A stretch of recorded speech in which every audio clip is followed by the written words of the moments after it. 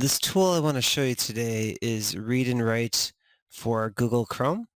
And if your school has it, you will see it in the Omni box here, and it'll look like a purple puzzle piece. And when I click on it, it should open up a bar that will float on the screen. Now, this service is also available in Google Drive, so if you're in a Google Doc, it will be available, and there's a tremendous amount of tools available. There are a few things I want to show you here that will be very helpful for students and for teachers.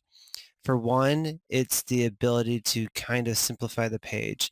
So if there's so much happening on the page and you're concerned about student distraction, this button right here will allow you to simplify the page. So if I click on it, I do not lose my information. My page is still available, but it opens a new tab and it's easy for me or my students to read. And I should be able to simplify it by using the minus button or plus button. So um, it's releasing less information on the screen, so it's simplifying it for reading. So it looks like it's leveling out for me by when I hit the minus and plus, which might be very helpful because you could find a website that has great information, but you may want to simplify it so it's easy to read. Then I could also use my highlighting tools and highlight certain things that I want to.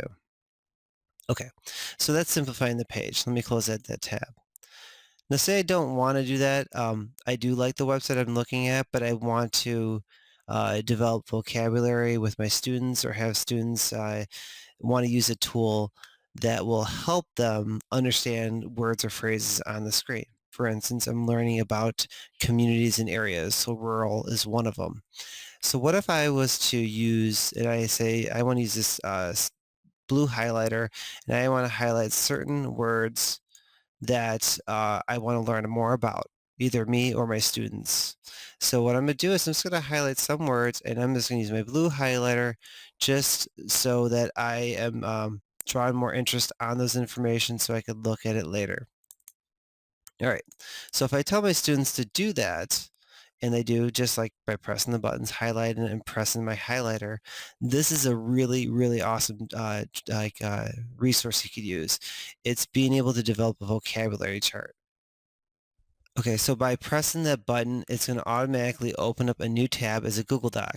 It's going to be called Vocabulary List Untitled. You could obviously change that name at any time if you'd like, but this is what is really awesome. Think about setting up your classroom for vocabulary words, knowing the word, the meaning, the symbol, and adding an area for notes, or take it another step further, having students do their own research, highlight words, and have it develop these lists for themselves so that they know what the word is, get an understanding of the meaning, having it's kind of a nice cartoony looking picture, but a picture nonetheless that kind of explains what it is in an area to take notes. And then it gives you a nice jumping off point for whether it's an activity, reinforcement of vocabulary, or added information on research. So there are a lot of cool tips that you could use with Rewrite for Google Chrome. These are just a couple. I'm sure I'll make a few more videos on them, but enjoy them. They have a lot of depth on how you could use it.